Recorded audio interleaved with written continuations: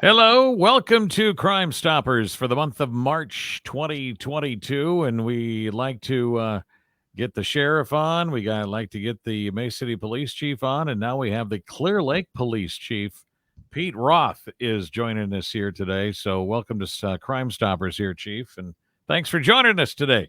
Well, you're welcome, and good morning. Hey, are things getting a little more active now that the weather's getting nice? So far, it's been a little slow still, but it will change really quickly. Yes.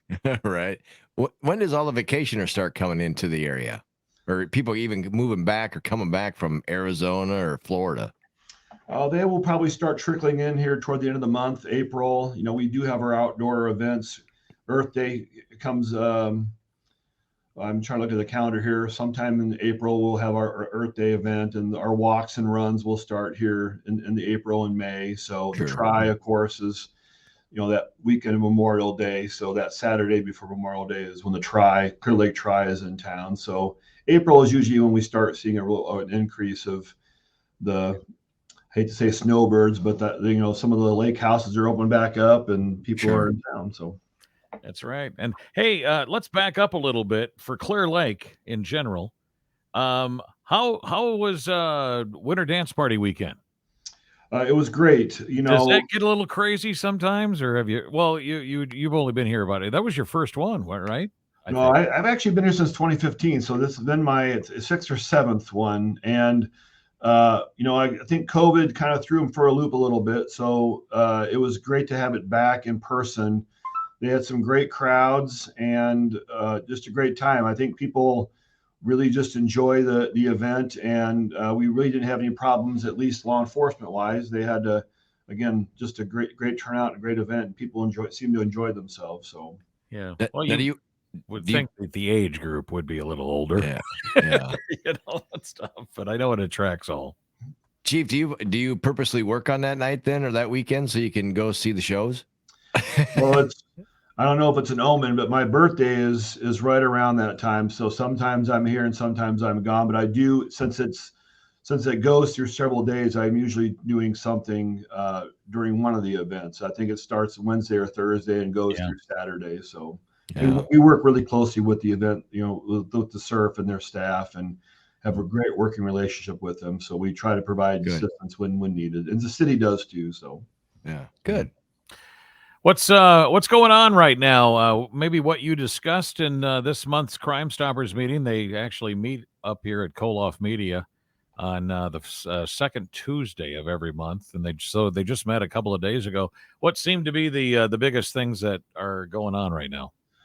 Well, right now for our area, which includes basically, Cerro Gordo County and Mesa City and Clear Lake, is we're kind of getting ready for, the scammers will start, showing up again, especially when tax refund hits. We'll see that start to spike. So we always urge people not to click on links in their emails asking for money or taking those scam phone calls if they don't recognize the number. So that will start up. And then, of course, we just talked about it, as the weather turns nicer, more people will be out and about, and people will be out walking around. So we still urge people to lock their vehicles up, keep their items out of view in there. And then if they're out in the parks, to kind of keep their items close by and not just left around on a picnic table unattended, that type of stuff. So we'll see that start picking up here as the weather gets warmer. So. Yeah, it's of course you got 4th of July, other activities, a parade, and the festivities going on. So that'll be something else to be looking forward to. Yeah. One thing I don't think we ever asked, Jay, when we talked to these law enforcement gentlemen, is there any changes like in the laws from year to year? Like, is there anything new that you've added that people might not know about? And I don't care if it's even a speed limit change, anything at all.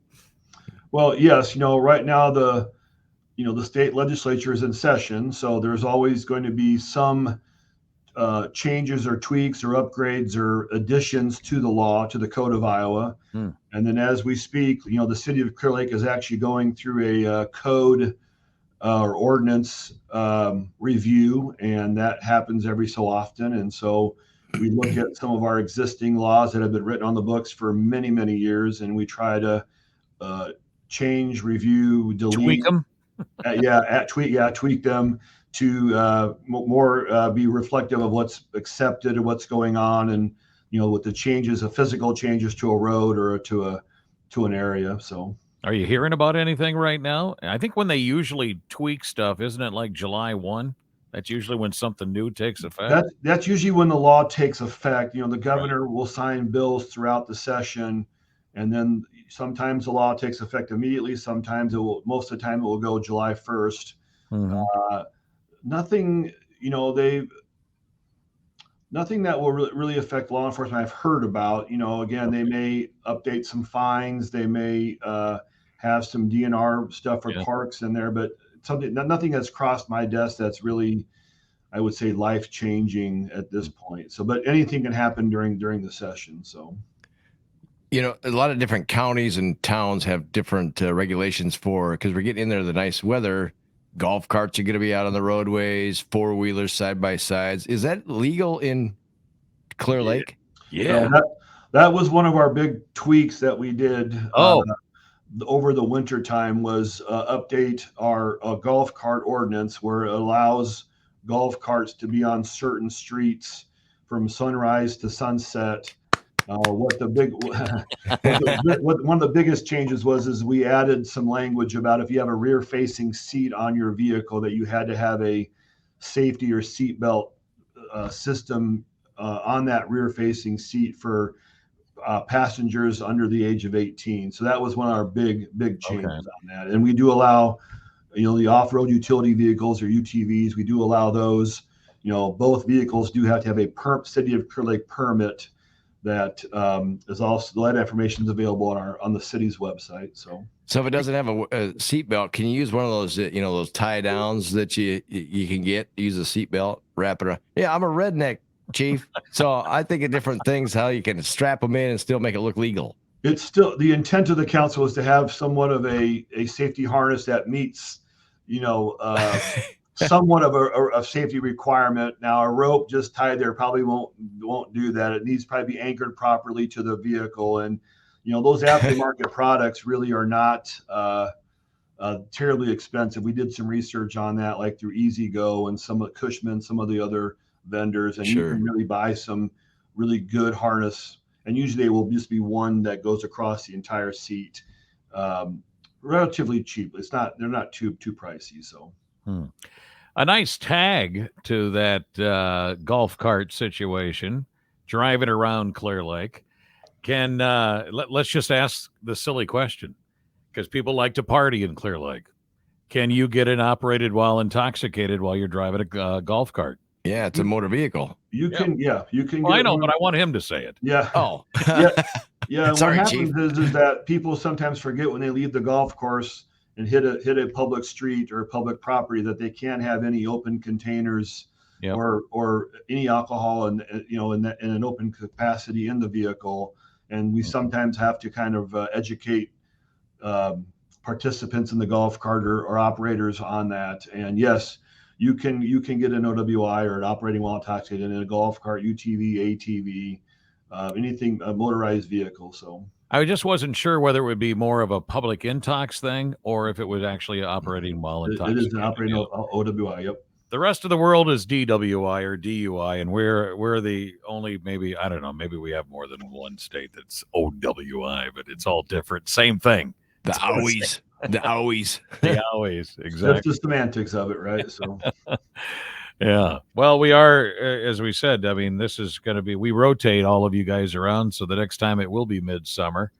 Do you get involved with like the stuff on the water? Is that a whole different capacity of law enforcement when it comes to that? The actual, we're involved with it because our fire department's involved with it, because Ventura and Clear Lake have responsibility for the rescue and fire operations on the lake. But the sheriff's office and the DNR really are the primary law enforcement agencies of things on the water. We will have more of an assistance capacity if they need us to help, but usually people get get to the lake somehow. So if it's in city limits of Ventura or Clear Lake, that's where our involvement is. But our dispatch center does field a lot of calls in the summertime from people on the lake. Is there undercover boats out there on the lakes? Or you're not going to tell me, are you? I would not know that. That would be a question. DNR question. So yeah, yeah, because you can see Harry. If you've been on the lake, if you got binoculars, you can see a long ways and go, "Oh, there's Harry. Yeah, he's over there drinking a soda. He's driving Jay around. They know better. Yeah, I'm driving him around.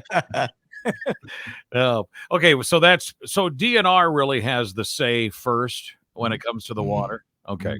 And then you guys can come in if you need to, right? If they need to. Usually, and the sheriff's office will also be the ones that have a primary response capacity, and then we will just assist as needed.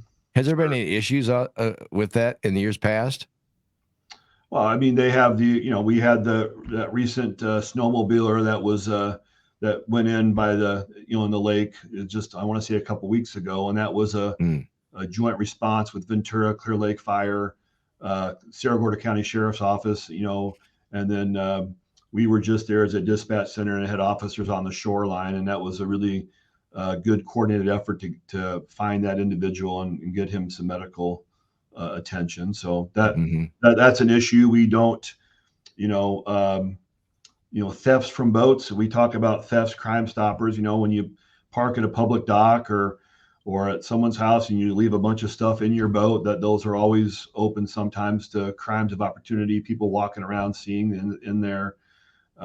Those issues are always kind of prevalent in the summertime.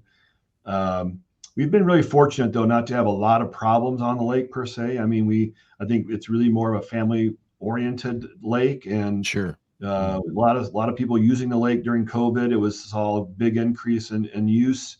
And last year was the same. And again, it's been a great, what I'm trying to say is, with all the amount of people on it, we don't really have that many problems on it, if that makes any sense. So sure. The next time we'll probably have you on is probably going to be in June, which is going to be great timing because we'll be talking a lot about the 4th of July. And also what's your, I guess, attitude about RAGBRAI coming through the area? You're not an overnight town, but you are a town before Mason City. Well, I know Chief Brinkley's down at a meeting today about RAGBRAI, so I know the city over there will be gearing up for a lot of planning and a lot of work that will be put into that operation. I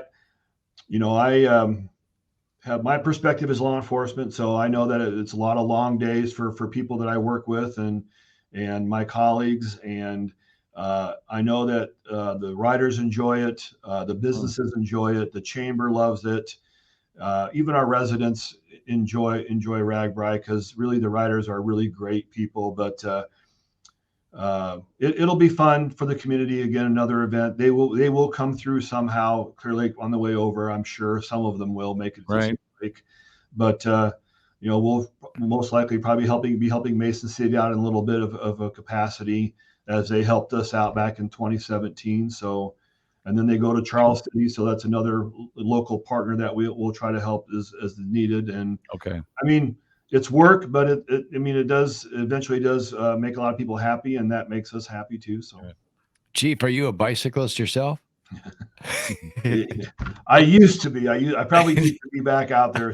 I used to be. I was a bicycle officer way back in my career, and it was a great event or a great mechanism to meet people and to actually have some good community policing relationships with people in parks and in businesses and stuff. But it is an effective tool. We do have bike officers here in Clear Lake that enjoy it. So need a segue. I need to get out more. I will do that. So a segue. Yeah. No, you did one of those bird things. You guys have those in Clear Lake like we have here? Those little scooters?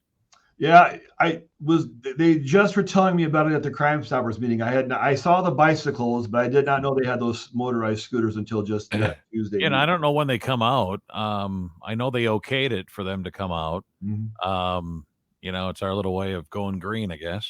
If you want to take that, and I tell you what, they might have to double or triple them up. The way gas prices are going here.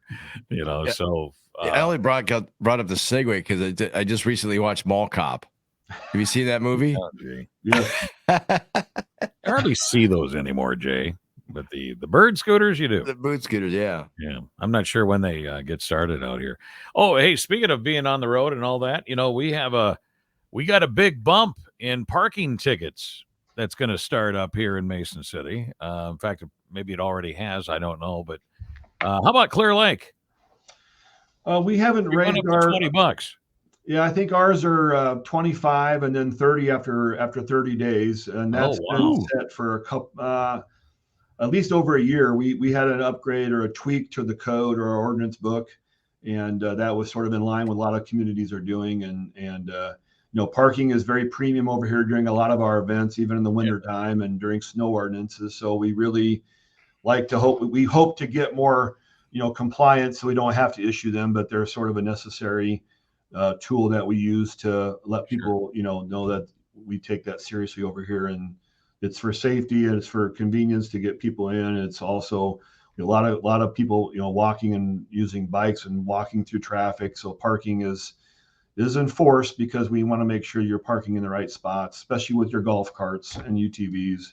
Have to park those legally as well over here. So now, is there a certain time frame that goes? Is that from 8 to 5, or does it go? So sometimes people leave their cars at the the restaurant or the bars overnight. So private property is dealt with by the owner of said property, so there'll be signages there. But for public property, most of our city lots, are basically open, for about 24-hour only parking. So if you're over 24 hours, then we'll chalk your tire and we'll try to contact you and see what's going on. But most city streets will have signage if it's enforced 24 hours a day, or if it's from certain times. Most residential streets will maybe have a no parking this side only, or no parking 2 a.m. to 5 a.m. in our downtown area, so we can sweep the streets and then get the snow out in the wintertime. Sure. But usually the signage is there, and it just is there to let you know the time frame and the days that it's enforced. We don't really have a lot of areas that like Mason City that would be like not enforced on Sundays. It's usually 7 days a week for most of our area, for majority of our areas here. So a couple of points to make up here before we let you go here, Chief. I know you're busy over there, and you'll be getting busier as the warmer weather returns. Sounds like we're supposed to get a little bit warmer weather to next week already in the 50s. So on a sustaining temperature drive here.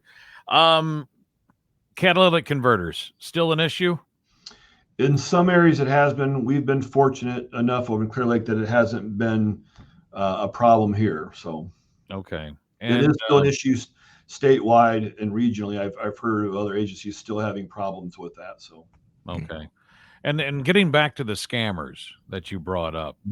So I mean, I think a lot of people are like, if you don't know the number, they don't answer it. Correct. And I always let it go. If I've got my friends and my family in my phone, and they're labeled, who they are.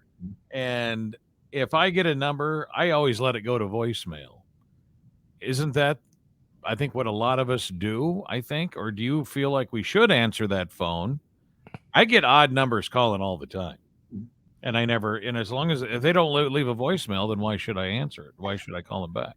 Yeah. So we do kind of advise people, if you don't answer it and you're not expecting a call from like a hospital, usually now with caller ID, hospitals and government agencies will have that listed there. But if you're unsure of the number, let it go to voicemail, and then you can call that person back. If it's a government agency, they will leave a message. If it's a hospital or like an appointment, a lot of those robocalls reminding you of an appointment for next week will, may have a weird number and a weird name pop up, but they'll leave you a message and check it then. And I will tell you that a government agency will not ask you for gift cards to get somebody out of jail or to avoid going to jail. No government agency is asking for that. So if you get a call and you're unsure about it, I would just advise a person to call their local police department or sheriff's office and talk with them about it, and then they can help that person out. But